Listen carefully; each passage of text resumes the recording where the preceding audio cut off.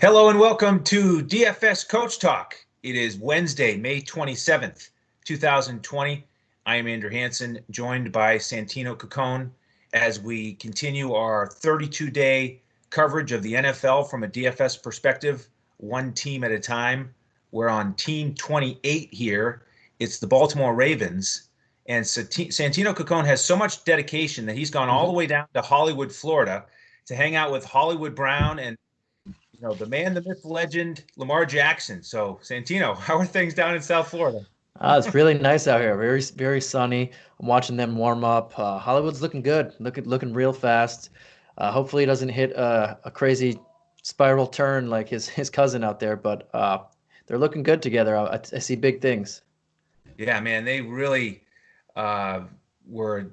They got out of the gates kind of hot there, didn't they? We don't really need to talk about week one because I know it would pain you as a Dolphins fan. But man, Jackson just thrust onto the scene with those 5 touchdown passes, and Hollywood Brown was going deep, and before you knew it, Lamar Jackson had finished up one of the most incredible seasons in NFL history. I mean, can you imagine leading the league in touchdown passes with 36, but also leading the league in yards per carry at 6.9? Somehow Lamar Jackson was able to accomplish both of those feats.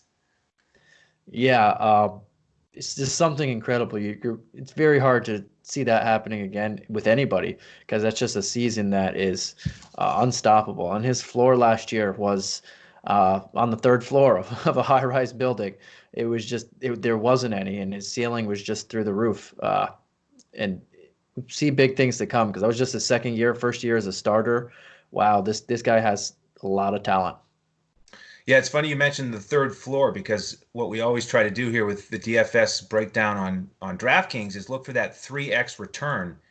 And he was incredible. He hit value 13 out of 15 games last year.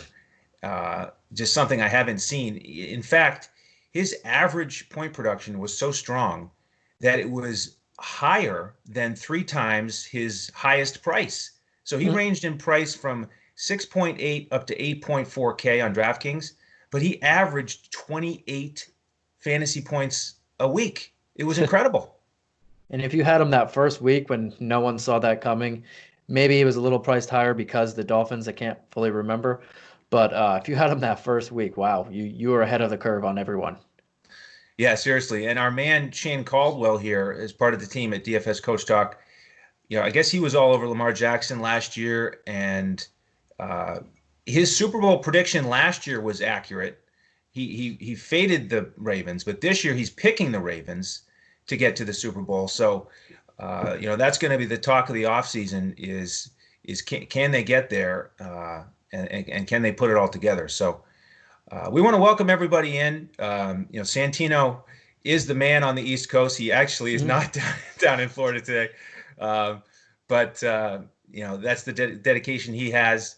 And we've really enjoyed this NFL coverage. We thank you for all of your support. Give us a thumbs up if you don't mind, or a like wherever you're listening. Our podcasts are everywhere that podcasts can be found. And we've been putting up our NFL coverage here on YouTube with the daily video. The podcast come out mid-afternoon, so please be sure to subscribe so you get those notifications. And here at DFS Coach Talk, we focus on the eye test as we help our members build lineups. And we give out full lineups on FanDuel, and we give player pool advice on DraftKings for NFL, NBA, and Major League Baseball.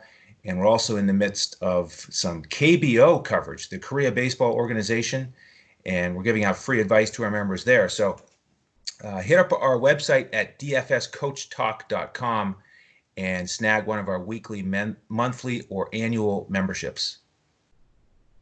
All right, Santino, let's start breaking down this Baltimore Ravens squad that went 14-2 last year and then had an abrupt exit from the playoffs. I mean, what a disappointment.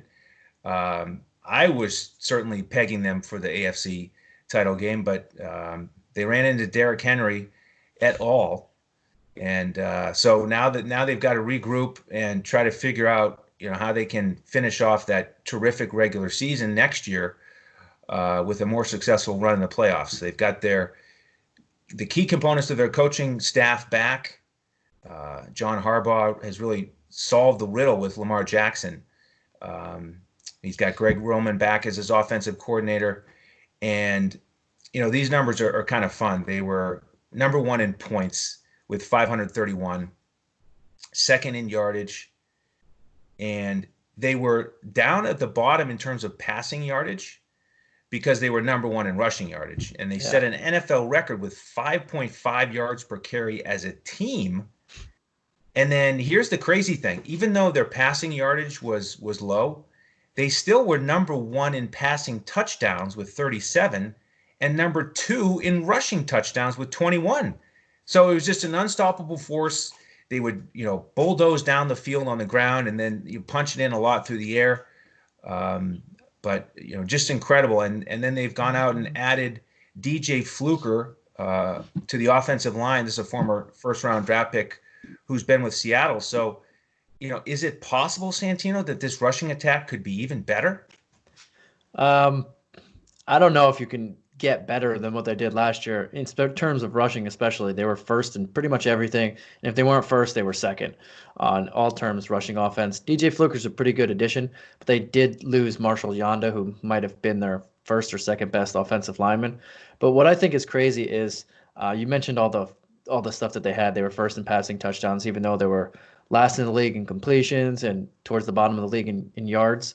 Something that I find extremely crazy in terms of that is they were third in the league in overall yards per play, and they led the league in rushing attempts by almost a little over 100 rushing attempts before the Niners, and they still were third in the league in yards per play. The fact that they were clearly a run-first dominant team, run-oriented, and they were that dominant on a yards per play basis is just unbelievable. It's going to be extremely hard for them to duplicate that, but if you have this guy at quarterback, it's one of the best, if not the best, dual threat guy out there. I think it is pretty doable. And one thing that they didn't do is they didn't turn the ball over. They were 29th in the league. They only had 15 total turnovers last year. 8 of them came from, or only a handful came from Lamar Jackson. And it was just, wow, this team was firing on all cylinders. But then they met Derrick Henry, who was just an unstoppable force for a few games there. Yeah, that's right. Yeah, 29th in turnovers in terms of the 29th most. So they ranked third in that category. And they won that turnover battle by 10. And that was certainly part of the formula. But you're right, with a team that's that heavy in the rushing game, you normally think that their average play is not going to be top 3 in the NFL, but they just gashed everybody on the ground, and Jackson was unstoppable. So, man, what a formula. And, you talk about Jackson and the way he protected the ball. That first year when he got the late starts, he only passed for 6 touchdowns. He had 3 interceptions. And so what he did last year was he doubled his interceptions from 3 to 6, but he multiplied his touchdowns by 6. He went from 6 to 36, and then only 5 fumbles despite all those carries. So just tremendous. Our hats go off to Lamar Jackson. Congratulations on an incredible season. And, Santino, the defense wasn't too shabby either. No. They only gave up 17 points a game, which was third overall. Yeah, that's how you win 14 games. You have an offense that can't be stopped when they're running the ball, a quarterback that was taking care of the ball, and then a defense that wasn't too bad themselves. Like you mentioned, total defense in points, yards, turnovers, they were all towards the top. They had 12 fumbles recovered, 13 interceptions. This team not only was holding you down, but they were causing turnovers, and they were making big things about it. And they only gave up 276 first downs, which was second best in the league. It was just a well-oiled machine John Harbaugh had them running, and it was all part of Lamar Jackson, who came into the league. People were questioning if he can complete throws at the rate he did. But he showed that if he can get out on the edge, especially with everybody on the rushing attack, if he can get out on the edge and you have to play one-on-one coverage, he was making throws and he was making people pay. Yeah, and as we break down a few more of those defensive numbers, and then you can get into some of the personnel changes. But in terms of that yardage, they were under 5,000 yards allowed, which was fourth, and sixth in passing yards allowed, fifth in rushing yards allowed. So just very stingy. Again, dominant in every way. So I know you've been tracking some of the personnel changes. There has been some significant turnover for this defense. Yeah. Well, last year they made probably their biggest splash when they got Marcus Peters for pennies on the dollar. That was huge for them. But this year they lost Brandon Carr. We mentioned Marshall Yanda. We'll stick to the defense. They lost Chris Wormley. They lost Tony Jefferson. They lost Kenny Young, Patrick Onwuzar. A lot of starters from their team last year, but they did gain two big defensive ends in Derek Wolfe and Calais Campbell, two very good veterans that are going to provide some stability to that front. And they had 10 draft picks, 6 in the first 3 rounds. So they were loading up on what they needed. One of those picks, they added a surplus to an offensive position they did not need, but it's only going to make them better there. But they did draft 2 linebackers that should start. I think Patrick Queen's going to walk into a starting job day one. I mean, he should. They lost 2 starting linebackers already. And Malik Harrison is either going to start or be heavy in the rotation there. This secondary is already locked in with Peters leading the way. Jimmy Smith should be back from injury. It's a very good team out there. Yep, big things coming from the Ravens again. So let's start to break down this crew offensively, one position at a time. We've talked a little bit about Lamar Jackson. We might as well celebrate him a little bit more. He had only one 300-yard gain passing. And we talked about the low passing volume overall with only 3,127 yards passing from Lamar in his 15 starts. He took that last week of the regular season off. But 7.8 yards per attempt. And how about this? A star quarterback who leads the NFL in passing touchdowns had 500-yard rushing games himself. And like we mentioned, averaged 6.9 yards per carry. So in terms of the 2020 outlook, do you think they're going to hand the ball off? Well, they won't have to hand it off, but do you think he'll keep it as much as he did and end up tallying that many carries? Or perhaps do you think that they'll go to the air a little bit more and have him hand it off more? Depends on how the game flow is playing, but they're going to play to this guy's strengths, and this guy's strength is a lot of options. We saw it in his rookie year as well. Even when he was coming off the bench behind Flacco, they brought him in for a handful of plays, and then when he started, they were doing this run pass option. But whatever's working is what this guy is going to do. And if I just told you that he was a running back, take all his passing yards and passing statistics out. If I said, if we're talking about 176 rushes for 1,206 yards and 7 touchdowns at almost 7 yards per carry clip. If I'm saying that's a really good guy to target in DFS and fantasy on its own. So that's the floor for this guy. And he's not a running back. He's a quarterback. And it's just, I don't know if he's going to do 36 touchdowns and 6 interceptions again. That's where I think the regression is going to come, because that's just insane for him to do that again with those rushing numbers. But the floor is, he's going to be expensive, obviously. He's the MVP, but the floor is there for this guy. If you can rush over 1,000 yards and maybe get double-digit touchdowns as a quarterback running, your floor is safe in fantasy because you get more points rushing the ball than passing.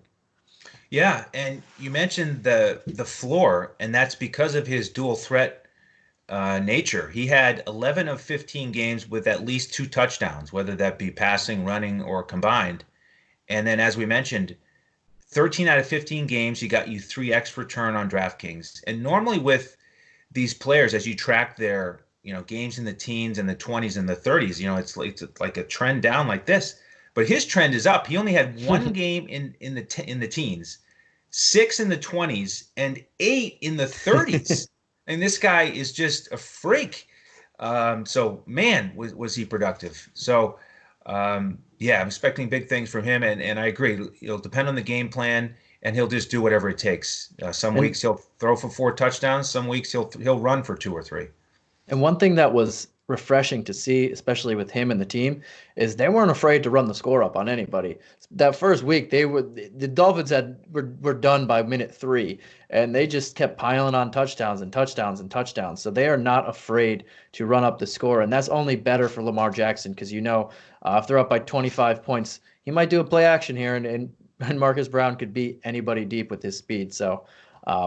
It's only benefits them that you don't have to worry too much about blowouts, which they're probably going to get into a few. Yeah, you're right. It's a little bit like the Patriots, and Belichick also, always gets criticized. Why is Tom Brady still on the field with 3 minutes left in the fourth quarter and you're up by 30? But it's just a combination of that mentality of playing every play to your potential, and Brady being a competitor, not wanting to come off the field. And I think we've seen that same sort of approach with Harbaugh and the Ravens, like you said. So now the funny thing is, as we talked about a little bit before we started here today, is despite all these massive numbers, it's really challenging to find value in terms of DFS from anybody else on this roster. And we'll get into that in a minute. But first, we'll just touch on RG3. I'm glad for his sake that he found a situation that makes sense. He's the perfect backup to Lamar Jackson, and he got a start in the last game of the regular season last year. He didn't need to pass much. They beat the Steelers easily, but he ran it 8 times for 50 yards. So he showed he still has that dual threat capability. And I was surprised to see. I didn't realize what his 40 time is. Do you remember what that is? Can you guess? I think it was under 4.4, I believe. Yeah, it was 4.33. Yeah, that was before all the injuries. I know. Yeah, just a shame. But, man, what a weapon. So he's got career numbers of 9,000 passing yards, 43 touchdowns, 28 picks. And then career, he's got 1,740 yards rushing with 10 touchdowns. So, again, really nice compliment to Lamar Jackson if he gets out there for a start or two. Yeah. And the cool thing about it is, I know he's not going to put up Lamar Jackson numbers, but they don't have to change their offense because he is pretty similar to Lamar Jackson. And he was Lamar Jackson before he got hurt and everything. But you keep the same offense, you have the run-pass option, and it's pretty good for everybody involved. Yes, it is. Now, we've talked about this rushing attack overall that certainly was led by Lamar Jackson. But let's start to break down this group and figure out where we can find some value. Mark Ingram is the first guy that comes to mind, the lead back who got 1,000 yards and 10 touchdowns, but he was pretty balanced, not as explosive as Lamar Jackson. What are your thoughts on Ingram from a DFS perspective? Like we said before we went on, it's very tough because Ingram is a really good running back. He's a good player in his own right. He averaged 5 yards per carry last year. His career is 4.6, so he's no slouch. 3-time Pro Bowler. In 3 out of 4 years, he's averaged over 1,000 yards. That 1 year he didn't in the between. He got hurt. And he had 26 catches on 29 targets last year. He's a very capable receiver. But it's very hard because they have him. Lamar Jackson's going to get his. They just brought in a new guy who looks awesome. Gus Edwards is good. Justice Hill they drafted last year. There's so much depth to this. It's like, how much food is around the table to go around for all of these guys to get it? But for me, if I'm going to take one of these running backs in the right matchup, it would be Ingram because he is the most consistent of them all. And he's shown that he's a 1,000-yard rusher who can get in the end zone, and he probably has the best hands of this group. Maybe J.K. Dobbins wants to change that, but yeah, on any other team, Ingram's like a lock-it-in starter. But here, even though they had almost 600 rushing attempts, it's hard because of the way that they integrate everybody into the offense. Yeah, you're right. He finished with only 202 carries, which isn't very much for a guy who started 15 games. But I think it was wise because he's getting up there in age. He's 30 years old now, and they really managed his carries. He only went over 16 carries in a ball game once last season. And so that was the sort of the data behind what you're talking about with not enough production to go around, even in this rushing attack. So he just wasn't high volume. But as you mentioned, 5 yards a carry. he only ended up with 400-yard rushing games, and Lamar Jackson had 5. So just a strange situation for a lead running back who gets 5 yards a carry and 10 touchdowns to be overshadowed so much by the quarterback. But that's what it was like last year, as he managed to hit value 5 out of 15 weeks on DraftKings. And, I think there's a decent chance it's going to be similar this year because Gus Edwards is back, and they spent a second-round draft pick on J.K. Dobbins, who looks like the real deal. So where do you turn next in this backfield after Mark Ingram? Oof, well, that's a hard one. I guess it's got to be the rookie, but Gus Edwards, when we get to him, I want to break down his numbers because he is no slouch for another guy who, if he was by himself or there was just 2 guys, he's going to put up some numbers. But J.K. Dobbins looks like the real deal to me. He crushed it in Ohio State. Last year as a junior, 324 touches, 2,250 yards and 23 touchdowns. He is a third down back. He is like Mark Ingram. He can play on every play on every down. The guy has 4.45 speed, 43-inch vertical, 147 almost spark, and a 4.09 shuffle.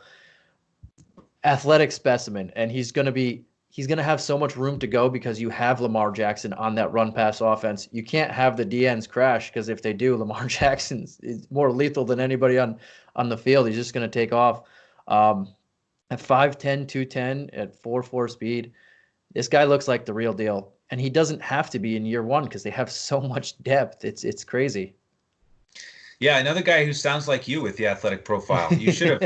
You should have gone out there on the field with Hollywood Brown and Lamar Jackson. Maybe they could have found a spot for you in this backfield. But yeah, I guess he has the recent experience at Ohio State to go off of. And I like how he's so strong in between the tackles and, tons of yards after contact. I mean, really physical, 73 forced missed tackles last year. So it just fits into this scheme and this mentality in Baltimore really well. And I think a terrific selection here as the lead running back of the future. So yeah, we'll have to wait and see, how much he gets in terms of like the first 6 to 8 weeks of the season, because we do still have Gus Edwards. So talk to me about those numbers that stand out for you with Gus. Yeah, and it's the same with Dobbins and everyone. It's very hard to play them because there's just so many of them. And especially Dobbins, he's as a rookie and as this whole situation's going on, I can't play him early in the season. But if I knew he was getting 15 to 20 touches, I would love to play him. But in terms of Edwards, 2 years in the league, he's had over 700 yards both years, and he's only started a handful of games that first year when he took over and when Lamar Jackson took over as well. But both years, 5.2 yards per carry, and then last year, 5.3 yards per carry. This guy's no slouch. He's an effective change of pace back. He averaged more yards after contact than he does before contact. Another big bruiser. And you don't want to chase around Lamar Jackson all day and then get beat up in between the tackles by these guys. But this guy, if he was on his own team, another guy I would like to target in DFS and fantasy, because he's not going to become expensive for you. And if they didn't add Dobbins, I'd like him as a cheaper play to steal some touchdowns from Ingram or Jackson when you know that they're going to have a big lead, and then they'll play him more than Ingram down the stretch. But now that they do have Dobbins, and I'm assuming Justice Hill might even get more involved this year, it's just hard to count on these guys. It's one of those situations where there's too much of a good thing that it hurts us. Yeah, it's well said, because last year without Dobbins, the guy averaged over 5 yards per carry, played every week, but he only hit value twice, even though his price was low. It never got above 5,000 on DraftKings, but you're right. It just never paid off. He just didn't get enough touches. He did get one start at the last week of the season, and he had 21 carries for 130 yards. So he showed that talent, but he's just not getting the opportunity. So I agree. I don't think I could play Dobbins or Edwards early, and really depending on Ingram, I probably wouldn't play him either. Despite the fact that these guys are all great rushers. And, I got to mention that Gus Edwards meets our fun statistical profile that we like with consistency. This guy, he does nothing but get 130 carries and 710 yards, almost exact numbers back-to-back years. So I love that consistency, but you got to figure that's going to change with Dobbins. And then, as you mentioned, Justice Hill, he's still here. What's your outlook for him in 2020? Well, he was their fourth round pick last year, and he had a pretty disappointing rookie year, but he still has big time talent. But he's going to be what, fourth on the depth chart now. It's going to be hard to make an impact unless there's injuries in front or trades. He actually, speaking of trades, maybe they trade him for a pick. Maybe they get a fifth or sixth round pick back because they have Dobbins. Edwards and Ingram are still there. They have so much depth here. It's a fool's errand here to just try and grab one of these guys because they're so good. And the thing that I saw last year that I liked about them all is they were willing to take their role. They didn't need to be the alpha dog. They were willing to play as a team and as a committee and just dominate everybody else as a team because of it. Yeah, you're right. I mean, Hill would be the perfect trade bait. I mean, we can think of teams that could use a little bit of depth. Like, we talked about Cincinnati and how they only go too deep over there with Mixon and Bernard. But you got to figure that Ravens aren't going to trade with a division rival. But there's other teams out there where they could certainly get something back for Hill. And speaking of trades, Dobbins came because of a trade. It was Hayden Hurst, the tight end, who they sent to Atlanta along with a fourth round pick to get Dobbins. So, really, really nice move there again for the Ravens. And, maybe that's the signal that, they had Hill for a year and they just weren't quite thrilled with his return on value as a fourth round pick. So in comes Dobbins and maybe Hill will be sent out here at some point. So let's transition to this wide receiver group. And we got to start with Hollywood Brown, right? You gotta, yeah. Another guy, speedster. As I was watching him the other day in Hollywood, Florida, just just burning up the grass. There was no one guarding him, but he was running great out there. So last year as a rookie, 71 targets, 46 catches, 584 yards. Nothing to really steer you in that direction of saying all-star, but 7 touchdowns as a rookie is really good. And on a run first team, Jackson only had 3,100 passing yards. So the volume for all of these receivers, because there is a lot of them that are pretty good, but it's going to be hard for any of them to eclipse 1,000 yards, in my opinion. So it's more of a matchup-based DFS target, I guess. But he's only 5'9", 170 pounds. So we didn't think, people were not sure how he would hold up every day, but this dude is fast and he's quick off the line of scrimmage. He accelerates in and out of breaks with authority. And he can obviously take the lid off of defense. I saw that in the first game of the season. And his cousin is Antonio Brown, who was once the best receiver in football. But he only played 4 games over 65% of the snaps. So he wasn't in a lot of the playbook, especially as a rookie, especially as this team likes 2 tight end sets and this team likes to run. So he didn't play a lot of snaps. He had 0 games over 80% of snaps. So I think last year is pretty much his floor, maybe a touchdown regression, but I should see an uptick in catches and yards as he gets more involved in the offense. But this is, again, a run-first team, and it's hard to trust any receiver, but if I will, outside of the tight ends, it's him because of his giant big play upside, and that's where I'm going to target in GPPs. Yeah, and you mentioned the kind of the lower snap count. He finished at 51% on the season, but this was a wide receiver group that was really just spread out so much. You had Willie Snead in there for 61% of the snaps, which led the group. Miles Boykin was in there for 38%. And then Seth Roberts was in there for 50% of the snaps. And he's the one guy who's left. He's now with Carolina. So I'm hoping that there's a little bit more clarity because it was just a mess. You had all these wide receivers out there last year, all these different tight ends, not to mention all the running backs. I mean, Harbaugh really cycled guys in there. And so that did hurt Brown with his volume. He did miss a couple games. But after that monster outing in week 1, he was kind of touchdown dependent, because that volume was low and he only paid off value 5 out of the 14 weeks. But, with all these other second year receivers, we see it so much in the NFL. Now, I'm expecting big things for him coming in healthy, a full year under his belt, all this recent training down in Hollywood. So I think the arrow's pointing up for Marquise Brown. He's certainly the guy I'll target first out of this group, Yeah. just because of that explosiveness. I think he's I like to compare a lot of guys who are boom or bust, especially when they have the talent, because this guy is no slouch, to a Deshaun Jackson. And I think he's similar in a Deshaun Jackson mold where he's super fast, he can take the lid off of defenses, but the consistency isn't always there. And if you're trying to play him in a cash game, it's not the smartest thing. But if you're trying to go for that big play touchdown upside, then that's where you want to target him, because he has that. He is the most explosive player on this team, but it's just a matter of, are they going to get the ball to him? Because they ran 600 times last year, and I think they're going to try and do it again if they can. Yeah, right. Yeah, well said there on the cash game versus the GPPs.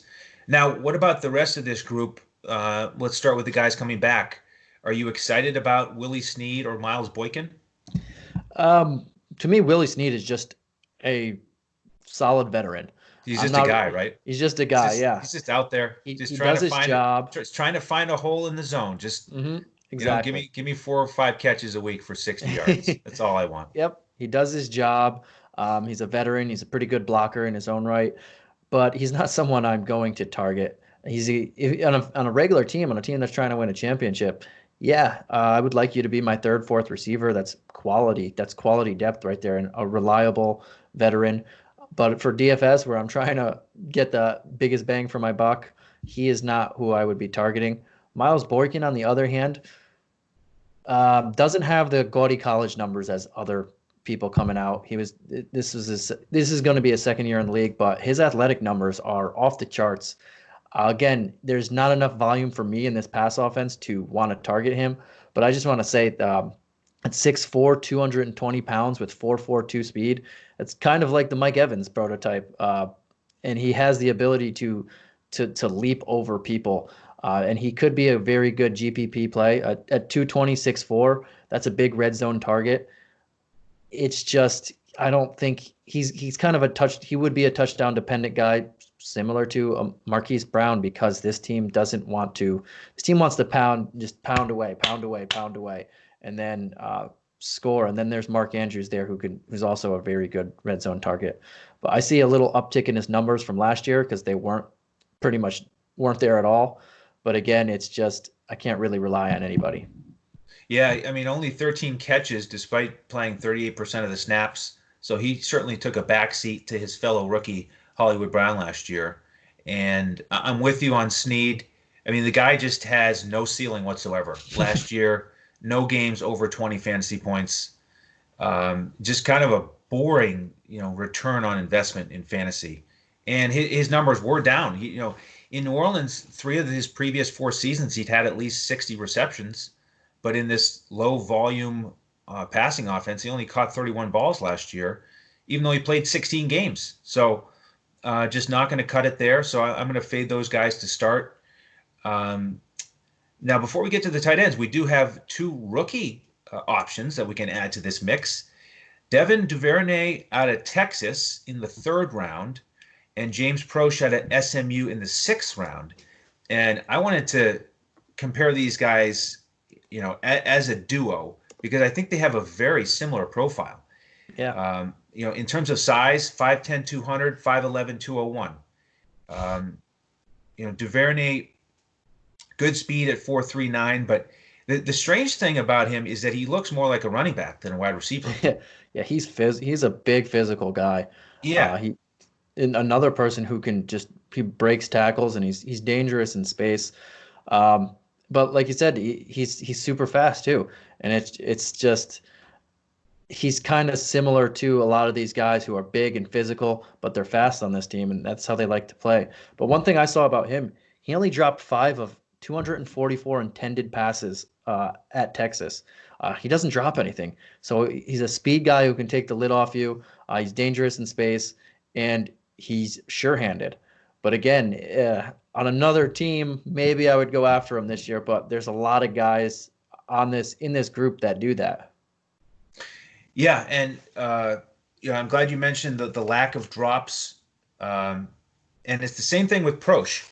Prosh had only 9 drops with 312 career catchable passes. And so, really, a very similar ratio. They don't drop the ball.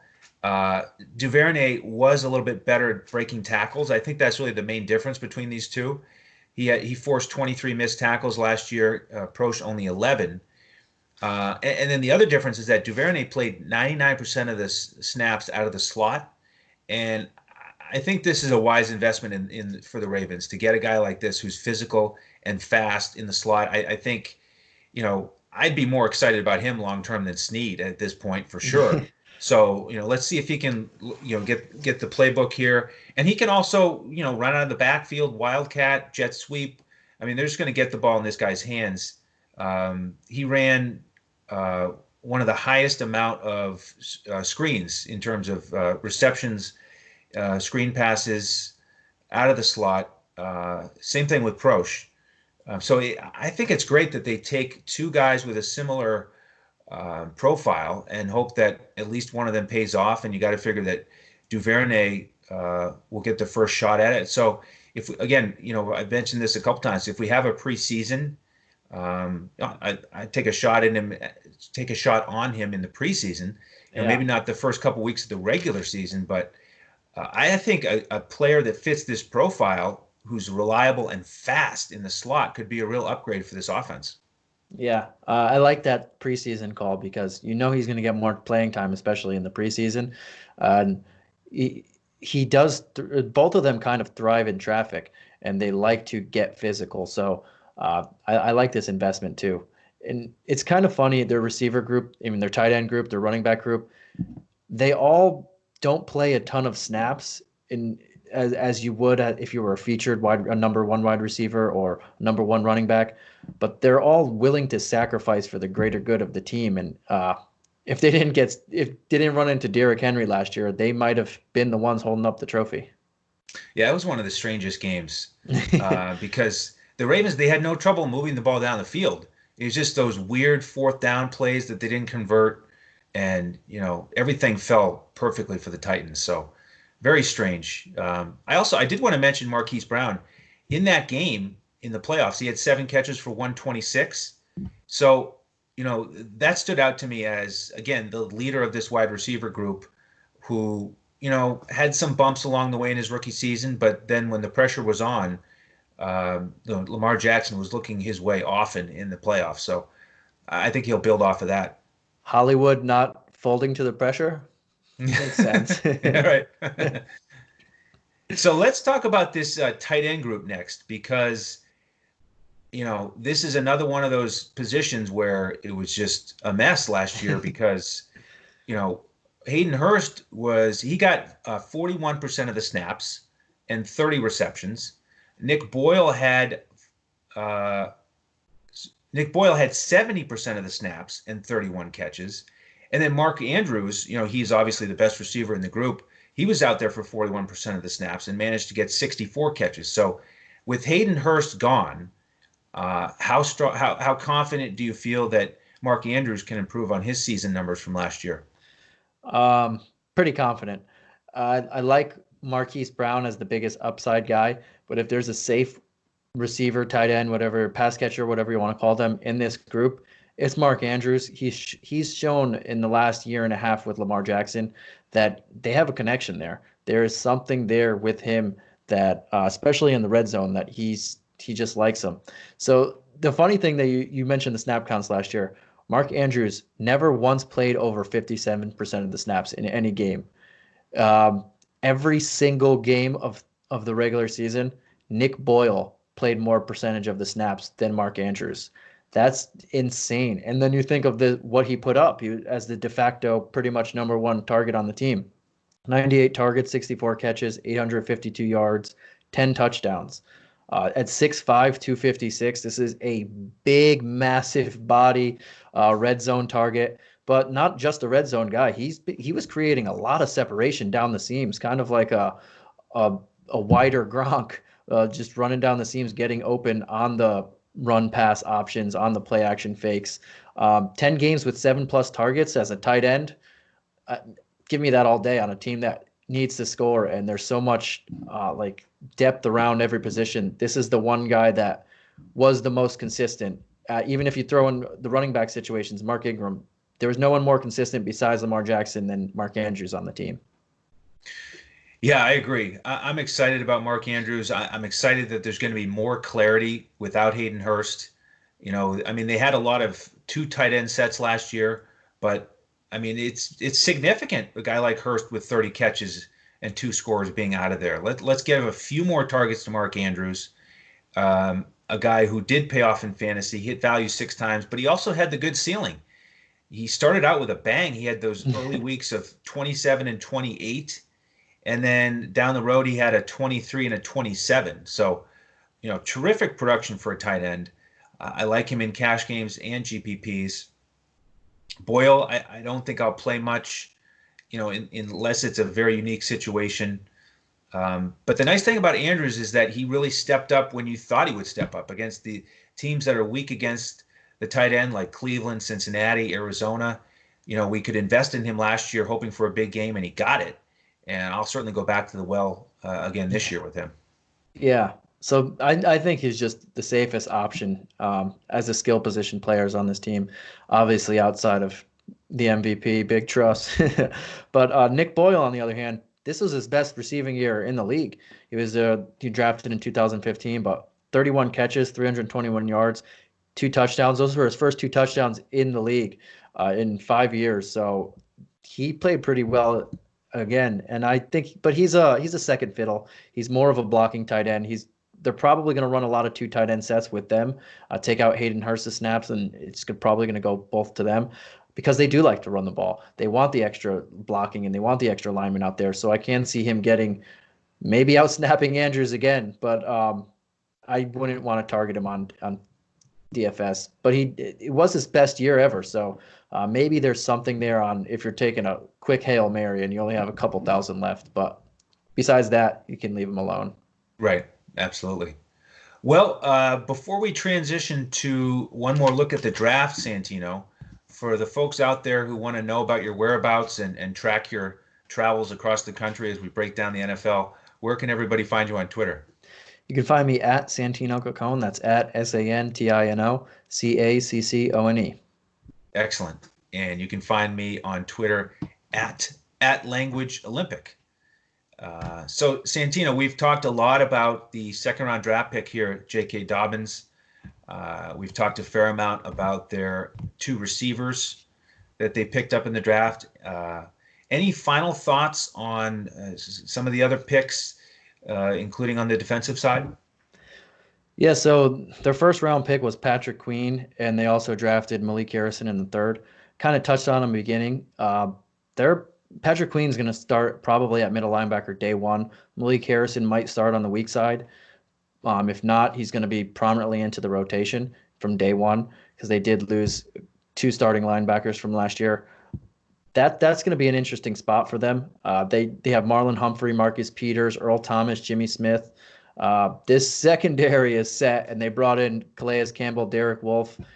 This front 7 or the 3 and their 3-4 is pretty set. It's going to come down to those 2 guys because Matt Judon, Pernell McPhee, those are really good guys. It's going to come down to these 2 rookies to see how the defense goes, and I think they're up for it because they have so much talent around them that they're not going to have to be stars from day 1.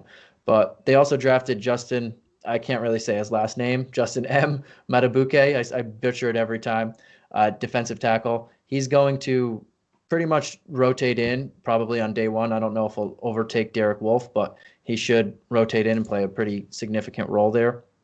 And then they drafted 2 linemen, Tyree Phillips and Ben Breederson. One of them might potentially get a starting job. I'm assuming DJ Fluker has the inside job at the guard spot, but one of them could overtake him or Ben Powers. And they drafted 10 guys, so there's a little bit of turnover, but the core pieces are still in place for this team to win another 14 games.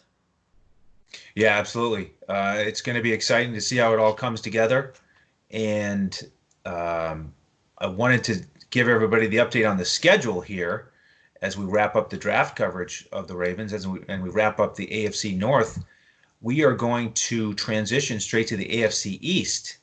And Oof, the best division in football. and we have to give Santino the day off tomorrow to prep for the Dolphins on Friday. That's his team. He knows that team inside and out. He'll probably be back in Florida for that podcast. Santino, do you want to give everybody a bit of a preview of what to expect? I mean, what you might be wearing, how much excitement everybody can expect as you break down Tua? Well, the Tua excitement is going to be evident. The rest of the team, just somewhat excitement. I know what is in store for the season. It's not all sunshine and rainbow, but the future is bright with that introduction of Tua. We might have to play the and put a halo over, but I'm very excited. I can't wait to see him play. We needed some positive momentum for the future, and we finally have it. That's right. And as the listeners know, it's always sunshine and rainbows with Santino Caccone on the show. So thank you again for your excellent work on the Ravens. I had fun. And as I mentioned, check back in tomorrow, everybody, as we continue our daily coverage of the NFL from a DFS perspective as we transition to the AFC East. And that's going to do it for today. On behalf of Santino Caccone, I am Andrew Hanson. Thank you so much for joining us here on DFS Coach Talk.